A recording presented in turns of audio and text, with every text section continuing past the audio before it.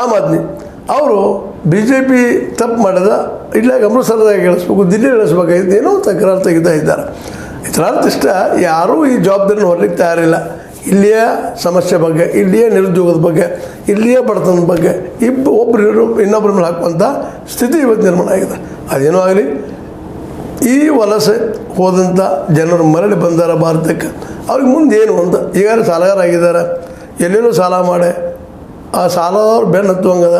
ಮತ್ತು ಕೆಲವೊಬ್ರು ಕೊಲೆಗಾರರು ಹೋಗಿದ್ದಾರೆ, ಅಪರಾಧಿಗಳು ಹೋಗಿದ್ದಾರೆ ಅಂತ ಸುದ್ದಿಗಳಿದ್ದಾವೆ, ಅವ್ರನ್ನೂ ಹಿಡಿದಿದ್ದಾರೆ ಇಲ್ಲ. ಅದಿರಲಿ, ಅದ್ರ ಜೊತೆಗೆ ಈ ಉದ್ಯೋಗಕ್ಕಾಗಿ ಹೋದವ್ರ ಗತಿ ಏನು, ಸಾಲ ಮಾಡಿದರೆ ಅವ್ರ ಗತಿ ಏನು ಅಂತ ನೆನಪಿಸ್ಕೊಂಡಾಗ ಯಾರಿಗಾದರೂ ಇದು ಜಲ್ ಅಂತದ. ಸಾಲ ಭಾಳ ಕಷ್ಟದ್ದು, ನೋವಿನದ್ದು ಅಂತ ಹೇಳ್ತಾ ಈ ಒಂದು ಕಾರಿಗೆ ಸರಪಳಿ ಕೈಗೆ ಕೋಳ ಹಾಕಿಕೊಂಡಂತಹ, ಅದು ಹಾಕ್ಕೊಂಡು ಬಂದಂಥ, ಈಗ ಅದನ್ನು ಬಿಡಿಸ್ಕೊಂಡಂಥ ಭಾರತಕ್ಕೆ ಬಂದಂಥ ವಲಸೆಗಾರರು, ಭಾರತೀಯರ ವಾಪಸಾತಿಯಿಂದಾಗೆ ಇಲ್ಲಿ ಅವ್ರಿಗೆ ಮುಂದೆ ಏನು, ಅವ್ರಿಗೇನಾದರೂ ಆ ತೆಗೆದುಕೊಂಡು ಲೋಣದ ಬಗ್ಗೆ ಮಾಫ್ ಮಾಡುವಂಥದ್ದು ಏನಾದರೂ ಇದೆಯಾ, ಅವಕಾಶಗಳು, ಪಾಪ ಅವ್ರು ಬದುಕಬೇಕಾಗಿದೆ, ಅಥವಾ ಅವ್ರಿಗೆ ಉದ್ಯೋಗ ಕೊಡಿಸುವಂಥದ್ದು ಇಲ್ಲಿ ಏನಾದರೂ ಇದೆಯಾ, ಆದರೆ 50% ಅದ್ರ ಪೇಮೆಂಟ್ ಬೀಳುವಂಥ ಉದ್ಯೋಗಗಳು ಸೃಷ್ಟಿ ಇದ್ದಾವೆ.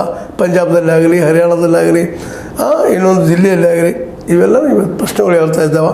ಇದಕ್ಕೆ ಉತ್ತರ ಹುಡುಕಬೇಕಾಗಿದ್ದು ಅಲ್ಲಿ ವಾಪಸ್ಸಾಗಿ ಬಂದಂಥ ಈ ವಲಸೆಗಾರರಲ್ಲ, ನಮ್ಮ ಸರ್ಕಾರಗಳು ಅಂತ ಹೇಳ್ತಾ, ಸರ್ಕಾರ ಈ ದಿಶೆಯಲ್ಲಿ ಏನು ನಿರ್ಧಾರ ತೆಗೆದುಕೊಳ್ತಾ ನೋಡೋಣ ಅಂತ ಹೇಳ್ತಾ, ಈ ಒಂದು ಕನಸುಗಳ ನುಚ್ಚು ನೂರು ಮಾಡಿಕೊಂಡಂಥ ಜನರಿಗೆ ಭವಿಷ್ಯ ಕಟ್ಟೋದಕ್ಕೆ ಏನಾದರೂ ಅವಕಾಶ ಇದೆಯಾ ಮತ್ತೊಂದು ಪ್ರಶ್ನೆ ಮಾಡ್ತಾ, ಇದು ನಿಮಗೆ ಲೈಕ್ ಆಗಿರ್ಬೋದು. ಲೈಕ್ ಮಾಡಿ, ಶೇರ್ ಮಾಡಿ, ಕಮೆಂಟ್ ಮಾಡಿ, ಜೊತೆ ಸಬ್ಸ್ಕ್ರೈಬ್ ಆಗೋದು ನಿಲ್ಲಿಸ್ಲಿಕ್ಕೆ ಹೋಗಬೇಡ್ರಿ. H16 ನ್ಯೂಸ್, ಇದು ಸತ್ಯದ ಕೈಗಿನಲ್ಲಿ ವಂದನೆಗಳು.